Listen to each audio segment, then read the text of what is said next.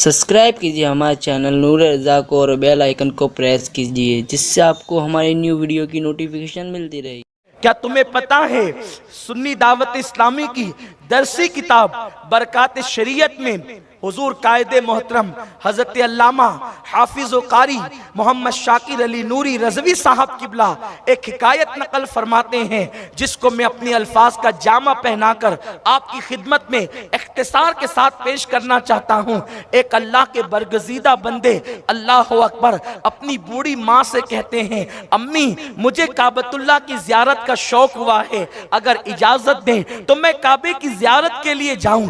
बूढ़ी माँ ने अपने बेटे से कहा, बेटे तुम बार बार काबतुल्लाह शरीफ की ज़ियारत कर चुके हो, इसलिए मैं तुम्हें इस वक्त जाने की इजाजत नहीं देती। उन्होंने सोचा आखिर काबे ही की ज़ियारत के लिए तो जा रहा हूं, वो कौन सा गुनाह है। तो आप माँ की इजाजत के बगैर, यानी माँ ने ना कह दिया, उसके बावजूद भी घर से निकल पड़े। लेकिन मंसूबा ये था कि दिन भर चलेंगे और रात जो शहर या गांव मिलेगा वहां पर पूरी रात इबादत करेंगे और बहुत मुख्तसर वक्त सो करके फिर रवाना हो जाएंगे। इस शान से सफर जारी करने का इरादा है। निकल गए।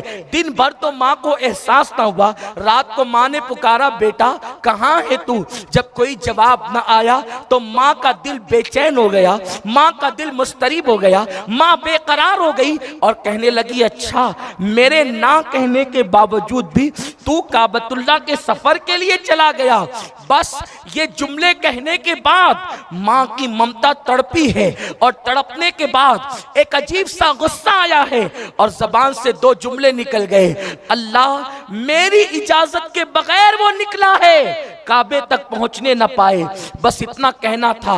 ऐ खातून जन्नत की कनीजों, मैं तुमसे अर्ज करता हूं, अगर तुम्हारी औलाद तुम्हें कितना ही सताए, तुम उन्हें कभी बद्दुआ न दिया करो, इसलिए कि माँ की दुआ भी फौरन कबूल होती है और माँ की बद्दुआ भी फौरन कबूल होती है। तुम अपनी औलाद को जज्बात में आकर बद्दुआ दे देते हो, लेकिन जब वो बद्दुआ का असर जाहिर होता है तो तुम ही तो तड़पते हो, तुम ही तो बेचैन होते हो। बहुत सारी औरतें अपने बच्चों को गुस्से में पागल कह देती है, अपने बच्चों को गुस्से में बदमाश कह देती है, अपने बच्चों को गुस्से में नाफरमान कह देती है। ये पागल, ये बदमाश, ये नाफरमान तुम्हारे मुंह से निकलेगा, सही माना में नाफरमान हो गया तो, सही माना में पागल हो गया तो, सही माना में बदबख्त हो गया तो, सही माना में कमबख्त हो गया तो। इसलिए अपने बच्चों को गुस्से में भी गलत न कहो। अगर कहना ही है तो जलालतुल इल्म उस्ताजुल उलमा हाफिज अब्दुल अजीज मुरादाबादी हुजूर हाफिज मिल्लत से सीखो।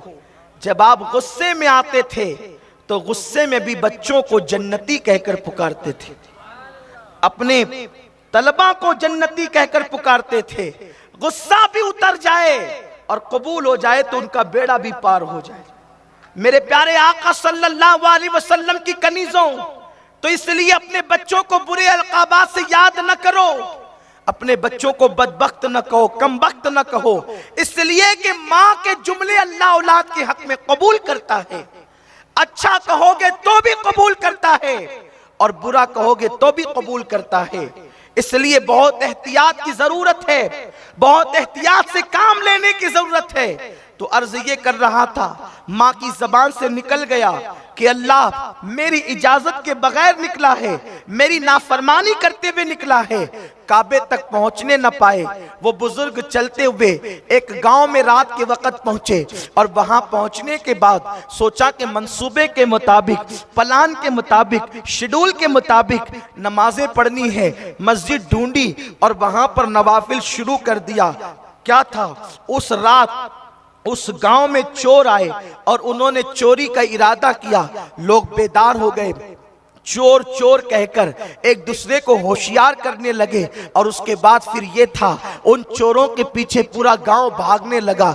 चोर ने जो है वो मौके का फायदा उठाया, मस्जिद की गली में घुसा और अंधेरे में कहीं गायब हो गया। लोगों को शुबा हो गया, इसलिए शुबा हुआ क्योंकि कुदरत जो चाहे करे, उसकी शान निराली है, उसकी गैरत का आलम अजीब है। मेरे प्यारे आका सल्लल्लाहु अलैहि वसल्लम की कनीज़ों, लोगों को यूं लगा कि चोर मस्जिद की गली में घुसकर मस्जिद के अंदर दाखिल हुआ। जब लोग मस्जिद में गए तो क्या देखा, एक बंदा सजदे में है। लोगों ने पकड़ कर उठाया और खूब मारा और उसके बाद कहने लगे चोरी करता है और जब पकड़े जाने का अंदेशा होता है तो सजदा करके लोगों को धोखा देता है। अल्लाह अकबर। सिपाहियों के हवाले कर दिए गए और जब सुबह हुई काजी के सामने मुकद्दमा पेश किया गया। काजी ने कहा कि जो शख्स चोरी करके पकड़े जाने के खौफ से सजदे को बदनाम करे, उसकी सजा ये है, उसकी आंखें काट के निकाल ली जाए, उसके हाथों को काट दिया जाए, उसके पैरों को काट दिया जाए, इस तरह से मामला किया जाए। फिर लोगों के सामने हाथ पैर और आंखें काट दी गई। काजी ने ऐलान किया, लोगों ये उसकी सजा है जो चोरी करके मस्जिद में घुसता है, छुपता है और सजदे को बदनाम करता है। इतना काजी कह रहा था, उस बुजुर्ग ने कहा ये न कहना काजी साहब कि ये उस चोर की सजा है जिसने सजदे को बदनाम किया। अब मैं जो कहता हूं ऐलान वो करो।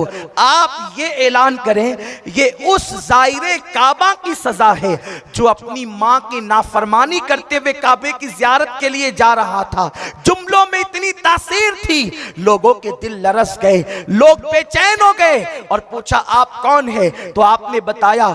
लोगों ने कहा अरे ये तो उस बस्ती के वली हैं, बुजुर्ग हैं और लोग इनका एहतराम करते हैं। अगर लोगों को पता चल गया तो वो हमारे शहर की ईंट से ईंट बजा देंगे। जल्दी से खामोशी से इनको इनके गांव पहुंचा दो ताकि वहां वालों को खबर न हो। जब दूसरी रात आई, गांव वाले ले जा करके उनको कहीं छोड़ आते उसी गांव के अंदर। अल्लाह अकबर। जब दूसरी रात आई तो माँ को अपने बेटे की याद आई, ममता तड़प गई। कल तो बद्दुआ दे ही दी थी, आज कहती है मेरे अल्लाह मेरे बेटे को मुझसे मिला दे, वो किस हाल में है। अभी ये जुमले कहे ही थे कि अल्लाह अकबर।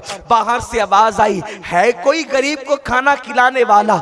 मैं 2 दिन से भूखा हूँ, मुझे कोई खिला दो। तो माँ ने, उनकी अम्मी जान ने जो है वो किसी फकीर की सदा समझ करके आवाज लगाई, ए फकीर जरा मेरे घर के पास चल करके आ जा ताकि मैं तेरी झोली में भीख डालूं। तो इन्होंने कहा कि माई मेरे पैर कटे हुए हैं। तो कहा हाथ बढ़ा ताकि भीख डालूं। कहा मेरे हाथ भी कटे हुए हैं। तो कहा कि तू नामहरम है और गैर महरम के सामने मैं कैसे आ सकती हूँ, अब बता मैं क्या करूं। तो इन्होंने कहा माई मैं अंधा भी हूं, इसलिए तुम मुझे खिला दो, मैं तुम्हें देख नहीं सकूंगा।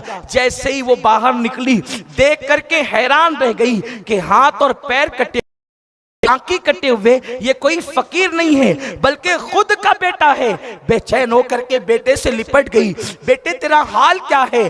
फौरन माँ को उन्होंने पहचान लिया और कहा माँ मैं तेरी इजाजत के बगैर काबतुल्लाह जा रहा था, इसलिए मेरा ये हश्र हुआ। लेकिन माँ थी, ममता तड़प गई, बेचैन और बेकरार हो गई। अर्ज करती अल्लाह इस गम को न मैं बर्दाश्त कर सकती हूँ न मेरा बेटा बर्दाश्त कर सकता है। मेरे परवरदिगार अब इसको भी उठा ले और मुझे भी उठा ले। इतना कहना था कि उस खातून का भी इंतकाल हो गया, उस बुजुर्ग का भी इंतकाल हो गया। ऐ खातूने जन्नत की कनीजों, ऐ मेरी कौम की बच्चियों, मुझे बताओ वक्त का वली कहलाने वाला, वक्त का साहिबे करामत बुजुर्ग कहलाने वाला, माँ का कहना तोड़कर अगर काबतुल्लाह के कुर्ब में जाए तो अल्लाह उनको नाकाम कर देता है और उनका ये अंजाम करता है। तुम किसी के बहकावे में आकर माँ बाप की नाफरमानी करके किसी की दोस्ती की तरफ जा रही हो, किसी की मोहब्बत की तरफ जा रही हो, किसी की उल्फत की तरफ जा रही हो, याद रखो दुनिया दुनिया के तोहफे फानी हैं, माँ बाप की मोहब्बत को फना जो है वो दुनिया के एतबार से और अल्लाह अकबर हुदूद के एतबार से, अल्लाह अकबर, माँ बाप की मोहब्बत को फना नहीं है। मेरे प्यारे आका अलैहिस्सलाम की कनीज़ों, माँ बाप वो हैं कि कब्र में जाने के बाद भी वो अपनी औलाद से मोहब्बत करते हैं। सैयदी आला हज़रत इमाम अहले सुन्नत मुहद्दिस बरेलवी रहमतुल्लाहि ताला अलैह लिखते हैं अपने रिसाले के अंदर कि माँ बाप के हुकूक में बादे विसाल एक हक जो तमाम हक पर सबसे फौकियत रखता है, और जो सबसे बड़ा हक है वो ये है कि मरने के बाद कोई ऐसा अमल न करना माँ बाप की वफात के बाद कि जिस अमल की वजह से तुम्हारे माँ बाप को तकलीफ पहुंचे। तुम माँ बाप की मौत के बाद बुरा अमल करोगे तो तुम्हारे आमाल से माँ बाप को वाकिफ कराया जाता है। अच्छा करोगे तो माँ बाप खुश होते हैं, बुरा करोगे तो माँ बाप के दिल को तकलीफ पहुंचती है। ऐ खातून जन्नत की कनीज़ों, और फिर याद रखना, जैसा बोगे वैसा काटोगे। अगर आज तुमने अपने माँ बाप को धोखा दिया, उनकी मोहब्बत की कदर न की और लाउबालीपन की बुनियाद पर तुमने गलत फैसले कर लिए, तो कल तुम्हारी औलाद भी तुमको इससे बदतर दिन दिखाएगी। और उस दिन जब तुम तड़पोगे, तुम्हें तुम्हारे माँ बाप की याद आएगी, तो उस वक्त तुम्हारे लिए कोई पनाहगाह ना होगा। इसलिए याद रखना, मुझे अच्छी तरह याद आता है कि अजमेर शरीफ की सरजमीन पर हम सब लोग अपने कायदे मोहतरम हुजूर अमीर सन्नी दावत इस्लामी के साथ थे। हज़रत किबला की आदत के अक्सर अजमेर शरीफ के उर्स के मौके पर वो अपनी वालिदा को फ़ोन किया करते थे।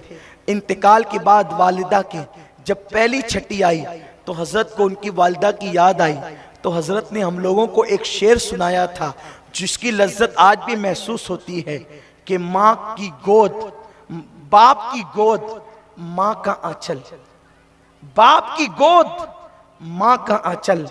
हम भी कभी तख्त ताज वाले थे। बाप की गोद तख्त से कम नहीं है और माँ का आंचल ताज से कम नहीं है। खुदा की इज्जत की कसम, जो लोग तख्त ताज के लिए लाशें गिरा रहे हैं, उन्हें अगर पता होता कि बाप की गोद की लज्जत तख्त पर बैठने से बेहतर है और माँ के आंचल की लज्जत ताज की लज्जतों से बेहतर है, तो वो अपने माँ बाप के दामन में पनाह ले लेते।